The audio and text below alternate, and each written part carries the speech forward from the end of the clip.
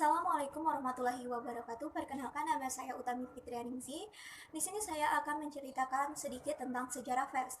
Namun, sebelum kita memasuki ke dalam sejarah vers, kita akan mengetahui apa itu vers. Oke, vers adalah badan yang membuat penerbitan media massa secara berkala, dan di dalam Undang-Undang Nomor 40 Tahun 1999, vers adalah lembaga sosial dan wahana komunikasi massa yang melaksanakan kegiatan jurnalistik meliputi mencari, mengolah, memperoleh, menyimpan, dan menyampaikan informasi baik dalam bentuk tulisan, gambar, dan suara dan gambar, serta data atau grafik maupun dalam bentuk lainnya dengan menggunakan media cetak, media elektronik, dan segala jenis saluran yang tersedia.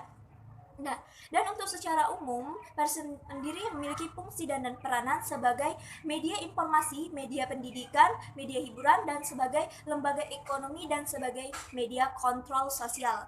Nah, di dalam sejarah pers itu dimulai pada masa Orde Lama.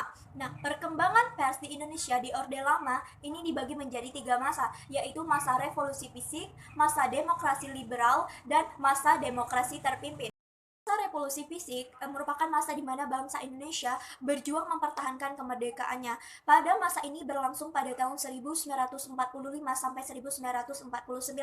Pada masa ini pers dibagi menjadi dua bagian, yaitu pers yang dibuat oleh tentara sekutu dan Belanda yang disebut pers Nika (NICA), dan pers yang dibuat oleh masyarakat Indonesia yang disebut dengan pers Republik. Kedua pers tersebut memiliki agenda yang sangat berbeda. Pers Nika itu berisikan propaganda yang ditunjukkan untuk mempengaruhi rakyat Indonesia agar menerima kembali Belanda untuk berkuasa di Indonesia. Sementara pers Republik berisi kobaran semangat untuk tetap mempertahankan kemerdekaan dan menentang upaya Belanda yang ingin menanamkan kekuasaan kembali di Indonesia. Pada masa revolusi fisik ini pula terjadi peristiwa penting terkait perkembangan pers di Indonesia, yaitu peristiwa PWI, Persatuan Wartawan Indonesia, pada tanggal 9 Februari 1946, dan didirikannya SPS, yaitu Serikat Penerbit Surat Kabar, yaitu pada tanggal 8 Juni 1946. Kedua organisasi ini sangat memegang peranan penting dalam sejarah pers Indonesia. Dan kemudian kita memasuki masa demokrasi liberal serta pengakuan kedaulatan oleh dunia internasional.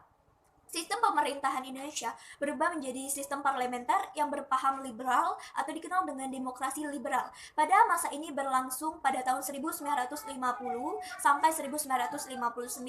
Perubahan sistem pemerintahan tersebut berdampak pula pada perubahan pers di Indonesia. Sistem pers nasional akhirnya menganut sistem liberal juga, yang erat kaitannya dengan kebebasan. Kebebasan tersebut tercermin dari perubahan fungsi pers di Indonesia. Di masa revolusi fisik pers digunakan sebagai alat untuk mempertahankan kemerdekaan, maka pada masa demokrasi liberal ini pers digunakan sebagai alat komunikasi partai politik. Kemudian kita memasuki masa demokrasi terpimpin. Kebebasan pers yang berlangsung pada masa demokrasi liberal tidak langsung berlangsung lama, dan berbagai gejolak politik yang terus terjadi akhirnya membuat Presiden Soekarno mengeluarkan dekret presiden pada tanggal 5 Juli 1959. Pada masa demokrasi terpimpin, Presiden Soekarno memegang kekuasaan tunggal dan membubarkan konstituante. Presiden Soekarno mulai bertindak sebagai otoriter, yaitu termasuk pada pers. Kritik terhadap pemerintah mulai melunak, dan kebebasan pers perlahan mulai tergerus pada masa demokrasi terpimpin. Dalam buku Perkembangan Pers Indonesia 2010 karya Ahmad Effendi dijelaskan bahwa masa demokrasi terpimpin merupakan masa terburuk bagi kebebasan pers di Orde Lama. Pada masa ini, pers diatur secara ketat dan harus berfungsi sebagai alat revolusi pemerintah. Pers juga digunakan untuk mendukung keberadaan pemerintah serta kebijakan-kebijakannya. Masa demokrasi terpimpin merupakan masa berkuasanya pers komunis dan pers simpatisan-simpatisnya. Sebab pers komunis merupakan pers yang mendukung ideologi Nasakom, yaitu ideologi yang diinginkan Soekarno. Pers lainnya yang menentang rezim Soekarno atau tidak mendukung ideologi Nasakom akan diasingkan, bahkan dibredel atau pencabutan izin terbit. Kemudian setelah dari Orde Lama kita akan memasuki pers di Orde Baru. Nah, pada saat masa Orde Baru, pers di Indonesia menganut sistem pers otorarian, di mana pers Indonesia itu condong mendukung pemerintah. Seiring runtuhnya kekuasaan pemerintah Orde Lama dan digantikan dengan pemerintahan Orde Baru, kehidupan pers di Indonesia pun perlahan memperoleh kebebasan. Kebebasan tersebut diperoleh setelah pemerintah Orde Baru mengeluarkan Undang-Undang Nomor 11 Tahun 1966 tentang prinsip-prinsip dasar pers. Undang-undang tersebut mengatur bahwa pers nasional tidak dapat disensor atau dikendalikan dan kebebasan pers dijamin sebagai bagian dari hak-hak dasar warga negara serta penerbitan tidak memerlukan surat izin apapun. Pada kenyataannya, para penerbit surat kabar wajib memiliki dua izin yang saling terkait, yaitu surat izin terbit SIT dari Departemen Penerangan dan surat izin cetak SIC dari Lembaga Keamanan Militer Kopkamtib. Dan meskipun harus memiliki surat izin, ketegangan antara pers dengan pemerintah belum terlihat ketika awal-awal pemerintahan Orde Baru. Pada masa awal pemerintahan Orde Baru, pers dan pemerintah memiliki hubungan yang harmonis. Kemudian pers Indonesia di Orde Baru sering disebut sebagai pers Pancasila, yaitu ciri pers Pancasila adalah bebas dan bertanggung. Namun sayangnya kebebasan tersebut hanya didapat saat awal-awal pemerintahan, dan pada Orde Baru ini kebebasan pers memudar itu dan mulai sirna ketika terjadi peristiwa Malari, yaitu Malapetaka 15 Januari 1974. Dalam peristiwa ini terjadi demonstrasi besar-besaran Jakarta. Demonstrasi ini dipicu oleh kedatangan Perdana Menteri Jepang, Tanaka. Apabila dilihat dari jauh, aksi tersebut berakar dari ketidakpuasan masyarakat terhadap kebijakan pemerintah di bidang sosial dan ekonomi. Akibat peristiwa tersebut, banyak aktivis yang ditangkap. Dan tidak hanya aktivis, peristiwa tersebut juga berdampak pada kehidupan pers. Menurut David T. Hill dalam bukunya Pers di Masa Orde Baru tahun 2011 menjelaskan bahwa setelah peristiwa Malari ada 12 pers yang kehilangan surat izin terbit dan surat izin cetak atau bisa dibilang dibredel oleh pemerintah. Tekanan terhadap pers pada pemerintah Orde Baru itu semakin terasa ketika dikeluarkannya Undang-Undang Nomor 21 Tahun 1982 tentang pokok-pokok pers. Undang-undang tersebut merupakan perubahan dari Undang-Undang Nomor 11 Tahun 1966.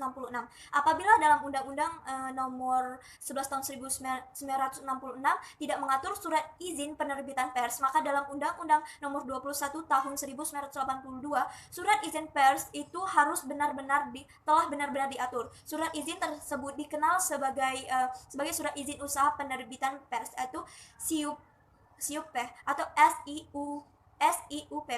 Nah, SIUP dikeluarkan oleh Departemen Penerangan. Departemen Penerangan dan SIUP merupakan faktor yang menjadi penghambat kebebasan pers pada masa Orde Baru. Nah, kemudian kita memasuki pers era reformasi kita saat ini. Setelah mengalami pengekalan yang begitu lama di era pemerintah Orde Baru, kehidupan pers di Indonesia akhirnya benar-benar mendapatkan kebebasan ketika reformasi bergulir pada bulan Mei 1998. Reformasi bergulir karena masyarakat menginginkan reformasi pada segala bidang, baik ekonomi, sosial, dan budaya, yang pada masa pemerintahan Orde Baru terbelenggu, termasuk reformasi pada bidang pers. Reformasi pada bidang pers ditunjukkan agar kehidupan pers di Indonesia benar-benar memperoleh kebebasan. Langkah pertama untuk memulai kebebasan pers di Indonesia adalah dengan mencabut surat izin usaha penerbitan pers atau SIUP. Dengan dicabutnya SIUP, akhirnya berbagai perusahaan pers baru bermunculan, baik itu media cetak, televisi maupun radio. Munculnya berbagai macam perusahaan pers tersebut merupakan bentuk sukacita setelah sekian lama dibelenggunya oleh kekuasaan pemerintah Orde Baru. Selain dicabutnya SIUP, upaya lainnya adalah penghapusan Departemen Penerangan. Seperti yang telah dijelaskan sebelumnya, bahwa Departemen Penerangan di era pemerintah Orde Baru memiliki kekuatan yang sangat luar biasa untuk menekan dan mengatur pers. Selain kedua tindakan tersebut, ada satu tindakan terpenting untuk memulai kebebasan pers di Indonesia, yaitu diterbitkannya Undang-Undang Nomor 40 Tahun 1999 tentang pers. Undang-undang ini merupakan tonggak awal kebebasan pers di Indonesia. Kemerdekaan pers dalam undang-undang tersebut dijelaskan bahwa kemerdekaan pers dijamin sebagai hak asasi warga negara dan pers nasional tidak dikenakan penyensoran, pemberedelan, dan pelarangan penyiaran. Inge Hutagalung dalam jurnalnya Dinamika Sistem Pers di Indonesia pada tahun 2013 itu menjelaskan bahwa dengan diterapkannya Undang-Undang Nomor 40 Tahun 1999 tentang pers, secara normatif pers di Indonesia telah menganut sistem pers tanggung jawab sosial. Oke, Undang-Undang Nomor 40 Tahun 1999 itu juga memberikan kewenangan pada masyarakat untuk mengontrol kinerja pers. Hal tersebut dijelaskan berbeda dengan Undang-Undang Nomor 21 Tahun 1982 yang memberikan wewenang pada pemerintah Orde Baru untuk mengontrol kinerja pers. Ketika reformasi bergulir, berbagai elemen masyarakat Indonesia berusaha untuk menata kembali sistem demokrasi yang ideal. Salah satunya adalah dengan menegakkan kebebasan pers. Sebab kebebasan pers merupakan cermin sistem demokrasi yang ideal. Dan dalam buku Komunikasi Politik, Media, dan Demokrasi tahun 2012, karya Henry Subiakto dalam Rahma Ida dijelaskan bahwa melalui kebebasan pers masyarakat dapat mengetahui berbagai peristiwa termasuk kinerja pemerintah sehingga muncul mekanisme check dan balance kontrol terhadap kekuasaan maupun masyarakat sendiri. Dan untuk saat ini kebebasan pers di Indonesia sendiri telah diatur dalam undang-undang. Ada dua undang-undang yang mengatur kebebasan pers, yaitu Undang-Undang Republik Indonesia Nomor 40 Tahun 1999 tentang pers dan Undang-Undang Republik Indonesia Nomor 32 Tahun 2002 tentang penyiaran. Pasal 4 ayat 1 dan 2 dalam Undang-Undang Republik Indonesia Nomor 40 dan dalam Undang-Undang Nomor 40 Tahun 1999 ini tentang pers menjelaskan bahwa kemerdekaan pers dijamin sebagai hak asasi warga negara dan pers nasional tidak dikenakan penyensoran. Dan pemberedelan atau pelarangan penyiaran dari penjelasan pasal tersebut dapat diketahui bahwa kebebasan pers merupakan hak asasi warga negara, yang artinya tidak ada yang boleh menghalangi kegiatan pers meskipun itu adalah pemerintah. Meskipun begitu, kebebasan pers bukanlah tanpa batas. Kebebasan pers tetap dibatasi agar tidak melanggar ketentuan hak asasi manusia, dan kebebasan pers di Indonesia harus dilaksanakan sesuai dengan etika jurnalisme. Oke, sekian dari saya. Itulah sejarah singkat tentang pers. Terima kasih. Wassalamualaikum warahmatullahi wabarakatuh.